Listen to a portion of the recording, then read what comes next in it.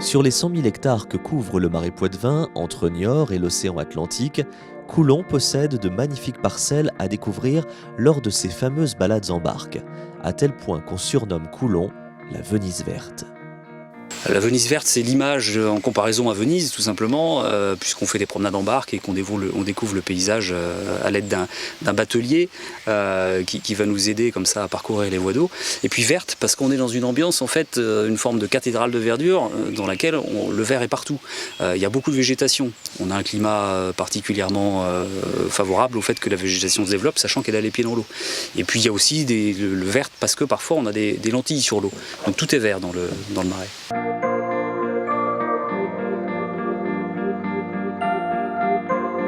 Au-delà de l'aspect bucolique du marais, la balade en barque est aussi l'occasion de découvrir une faune et une flore parfois inattendues.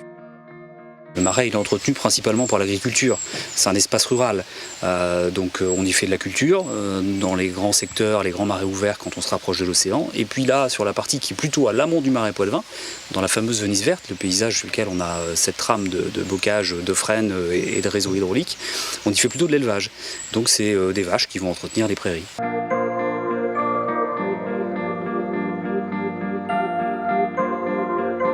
En plus de la faune agricole, le milieu du marais concentre également un nombre exceptionnel d'espèces remarquables, pour certaines inédites à la région. Alors dans les espèces naturelles, les espèces sauvages, évidemment, c'est surtout les oiseaux, c'est évidemment les poissons, puisque là, sur le secteur, notamment sur la Sèvre à Coulon, on a des poissons migrateurs qu'on trouve pas forcément ailleurs, des aloses, des salmonidés, dont des saumons. On a quelques saumons qui passent chaque année à Coulon.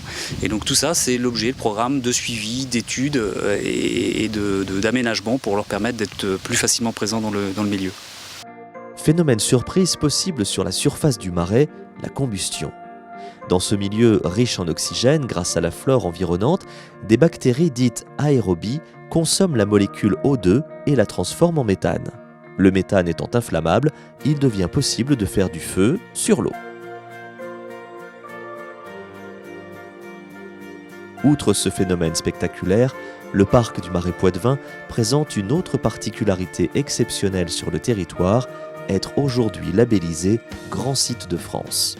Le label Grand Site de France, il est vraiment spécifique à la Venise verte au marais mouillé, puisqu'il vient reconnaître la qualité d'un paysage emblématique. Ici, donc, c'est à la fois la trame hydraulique, donc le labyrinthe de voies d'eau, mais également la trame arborée, la voûte végétale, la fameuse cathédrale de verdure. Et ce label, il vient non seulement sacraliser un paysage, mais aussi les actions qu'on y conduit pour accueillir les visiteurs et faire en sorte que les habitants puissent vivre dans un cadre restauré, agréable et dans vraiment cet équilibre entre tous les usages au quotidien. Bien qu'il soit exploré depuis le 19e siècle, le marais ne cesse d'émerveiller les visiteurs. Et malgré le temps qui passe, il y a toujours un guide batelier pour les accompagner.